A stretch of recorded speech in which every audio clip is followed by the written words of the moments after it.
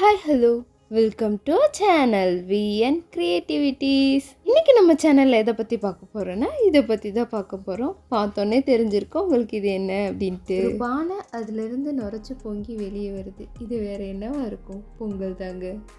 ஆமாங்க, இன்றைக்கி பொங்கல் செய்கிறது எப்படின்னு தான் பார்க்க போகிறோம். அது ரொம்பவே ஈஸி அண்ட் சிம்பிளஸ்ட் வேல எப்படி சீக்கிரமாக பொங்கல் பண்ணலாம் அப்படின்றது தான் பார்க்க போகிறோம். இந்த பொங்கலை டக்குன்னு நீங்கள் ஒரு 10 நிமிஷத்தில் செஞ்சு முடிச்சிடலாம். செய்கிறது ரொம்ப ஈஸி அண்ட் இது டைமும் ரொம்ப எடுக்காது.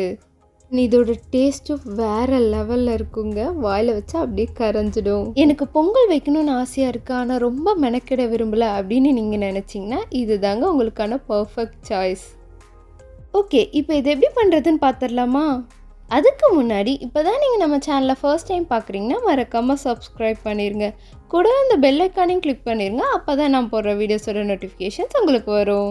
இந்த பொங்கல் செய்கிறதுக்கு நான் வந்து 1 கப் அளவுக்கு பச்சரிசி ஒரு பவுலில் ஆட் பண்ணிக்கிறேன். இப்போ இதில் வந்துட்டு இது மூழ்கிற அளவு தண்ணி ஊற்றி ஒரு 1/2 அன் ஹவர் ஊற வச்சிடலாம். ஒரு 20 மினிட்ஸ் கழித்து நான் ஒரு பாத்திரத்தில் 4 கப் அளவுக்கு தண்ணி ஊற்றி அதை வந்து ஸ்டவ்வில் வைக்கிறேன். இப்போ இது நல்லா கொதிச்சு வரட்டும். இந்த தண்ணி கொதிக்க ஒரு 5லேருந்து 10 நிமிஷம் ஆகுங்க. அதுக்குள்ளே நம்ம அரிசியை நல்லா கழுவி எடுத்து வச்சிடலாம். இப்போ பாருங்கள், தண்ணி நல்லா தலை கொதிச்சு வருது. இந்த மாதிரி கொதிக்கணும் தண்ணி. அப்படி தண்ணி கொதிக்கும் போது நம்ம அரிசியை வந்து கொஞ்சம் கொஞ்சமாக ஆட் பண்ணிடலாம். ஆட் பண்ணும்போது அடுப்பை வந்து நல்லா சிம்மில் வச்சு ஆட் பண்ணுங்கள். தண்ணி கையில் தெரிச்சிடாமல் போடுங்க. ஏன்னா தண்ணி நல்லா கொதிச்சிருக்கும், கையில் பட்டால் காயமாயிடும். அரிசி ஆட் பண்ணதுக்கப்புறம் அது இந்த மாதிரி கரண்டி விட்டு அடியிலேருந்து எடுத்து நல்லா கலக்கி விட்டுருங்க. அரிசி வந்து அடியில் செட்டில் ஆகாத மாதிரி பார்த்துக்கோங்க. அப்படி ஆயிடுச்சு அப்படின்னா அடி பிடிச்சிக்கும். அதுக்கு தான் இந்த மாதிரி நல்லா கலக்கி விடுறது. இப்போ இதை கொதிக்க வச்சு நல்லா இந்த அரிசியை வந்து வேக வச்சிடலாம். அரிசி வந்து வேகும் போது அப்பப்போ கரண்டி விட்டு கலக்கி விட்டுட்டே இருங்க. அப்போ தான் வந்து பொங்கி வெளியே ஊற்றாமல் இருக்கும். ஆனால் வந்து ஸ்டவ்வையும் வந்து மீடியம் ஃப்ளேம்லேயே வைங்க. ரொம்ப ஹையில் வச்சிட வேண்டாம். ஹையில் வச்சா ஒன்று பொங்கி ஊற்றிடும், இல்லைன்னா அடியில் அடி பிடிச்சிடும். நீங்கள் சிம்மில் வச்சு இதை வந்து கிளறாமல் விட்டிங்கனாலும் வந்து அடி பிடிச்சிடும். ஸோ அப்பப்போ வந்து கிளறி விட்டுட்டே இருங்க. இதை நான் கொஞ்சம் நேரம் ஹையில் வச்சு காட்டுறேன் எப்படி வந்து சீக்கிரம் பொங்கி வருது அப்படின்ட்டு. ஸோ நீங்கள் வந்து லோ ஃப்ளேமில் இல்லை மீடியம் ஃப்ளேமில் வச்சு அப்பப்போ கிண்டி விட்டுட்டுருக்கிறது தான் வந்து கரெக்டாக இருக்கும். இது இப்படி கிண்டிகிட்டே இருக்கிறது கொஞ்சம் கடுப்பாக தான் இருக்கும். சைடில் ஏதாவது வேலை பார்த்துட்டே நம்ம செஞ்சோம் அப்படின்னா பெருசாக அலுப்பு தெரியாதுங்க. நான் சைடில் வந்துட்டு வெள்ளைப்பூண்டு உரிச்சிட்டே தான் இதை செஞ்சுட்டு இருந்தேன். ஸோ எனக்கு பெருசாக வந்து அலுப்பு தெரியல. இது கொஞ்சம் திக்காகி இந்த மாதிரி ஸ்டேஜ் வந்ததுக்கப்புறமா இதை எடுத்து கையில் நசுக்கி பாருங்கள். நல்லா நசுங்குச்சு அப்படின்னா கரெக்டான பதத்தில் இருக்குதுன்னு அர்த்தம். அதாவது அரிசி நல்லா வெந்திருக்கு அப்படின்ட்டு அர்த்தம். இந்த ஸ்டேஜில் நான் காய்ச்சி ஆற வச்ச பசும்பால் வந்து 1 டம்ளர் ஆட் பண்ணிக்கிறேன். சிலர் வந்து பச்சைப்பால் கூட ஆட் பண்ணுறாங்க, ஆனால் எனக்கு அது ஒத்து வரல. அதனால் நான் வந்துட்டு காய்ச்சின பாலை வந்து ஆட் பண்ணிடுறேன். பால் ஆட் பண்ணதுக்கப்புறமா அதை நல்லா வந்து மிக்ஸ் பண்ணி விட்டுடலாம்.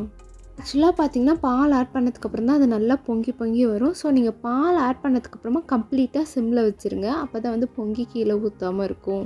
இந்த டைமில் இது பொங்கி ஊற்றுது இல்லையா, இந்த மாதிரி பொங்கி ஊற்றும் போது தான் அதை வந்து பொங்கல் அப்படின்னு சொல்லிட்டு கற்றுவாங்க. இதை வந்து பொங்கி ஊற்றுறத பார்க்கறது ரொம்ப பிடிக்குங்க. அது அப்படியே மெல்லமாக பொங்கி வந்து ஊற்றுறது பார்க்க எனக்கு ரொம்ப பிடிக்கும். அதனால் இதை அப்படியே ஃபுல்லாக நான் வந்து விட்டுட்டேன். இந்த ஆங்கிள்லேருந்து பார்க்குறத விட இந்த மாதிரி ஃப்ரண்ட் ஆங்கிள்லேருந்து பார்க்கும்போது சூப்பராக இருக்கும். இதுக்காகவே தனியாக இன்னொரு ஃபோன் வச்சு இதை வந்து வேறு ஒரு ஆங்கிளில் நான் எடுத்தேங்க. இப்படி நம்ம வச்சு பொங்கல் பொங்கி இப்படி மேலே வரதை பார்க்குறதே ஒரு தனி சந்தோஷம் தாங்க. இதுக்கு மேலே பொங்கல் பொங்கி வெளியே வந்துச்சு அப்படின்னா அடுப்பு நறிடும். ஸோ நம்ம வந்து இப்போயே கிளறி விட்டுடலாம். இந்த மாதிரி பொங்கல் நல்லா பொங்கி வந்ததுக்கப்புறமா இதை நல்லா அடியில் விட்டு நல்லா கிளறி விட்டுருங்க. அடியில் அடி பிடிச்சிடாத மாதிரி நல்லா கிளறி விட்டுருங்க. இப்போ தான் நம்ம வந்துட்டு சர்க்கரை ஆட் பண்ணோம். நான் இங்கே வந்து 1 கப் அரிசிக்கு வந்துட்டு 2 கப் அளவுக்கு நாட்டு சர்க்கரை வந்து ஆட் பண்ணுறேன்.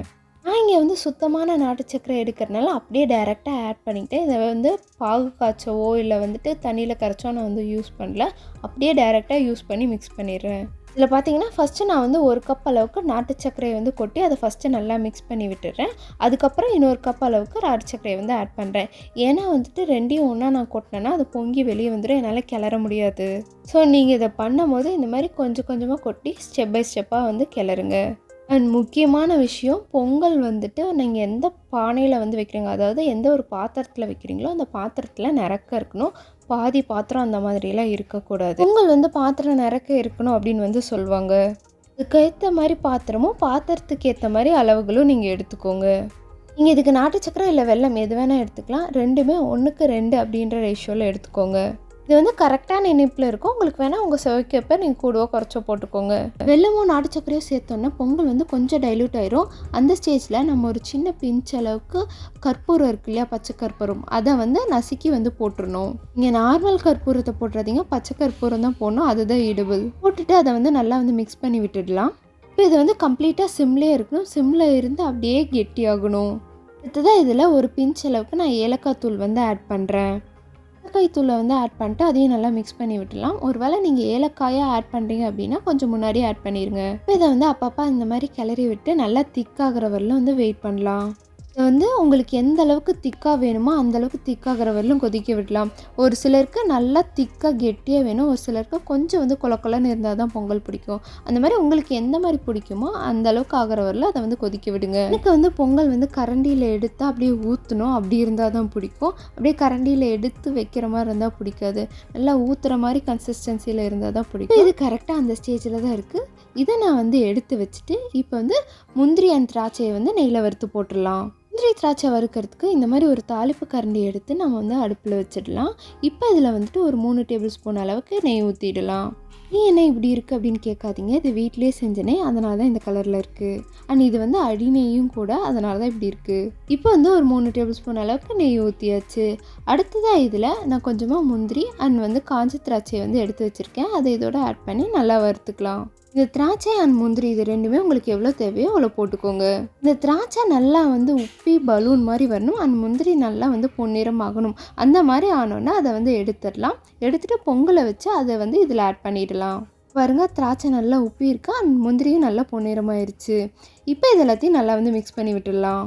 இப்போ வந்து அடுப்பை வந்து கம்ப்ளீட்டாக சிம்மில் வச்சுட்டு இந்த மாதிரி கிளறுங்க. அண்ட் இந்த மாதிரி கிளறும் போது பார்த்து கிளறுங்க, ஏன்னா வந்து இது வந்து நல்லா இந்த மாதிரி கொதிச்சு பபுளாக வரும், அது வந்து கையில் தெறிக்க சான்ஸ் இருக்குது. நல்லா கிளறி விட்டு ஸ்டவ்வை வந்து ஆஃப் பண்ணிடுங்க. அவ்வளோதாங்க, நம்ம பொங்கல் ரெடி. பார்த்தீங்களா, எடுத்தோன்னே அப்படியே கீழே ஊற்றுற மாதிரி இருக்கா? இப்படி இருந்தால் தாங்க எனக்கு பிடிக்கும்.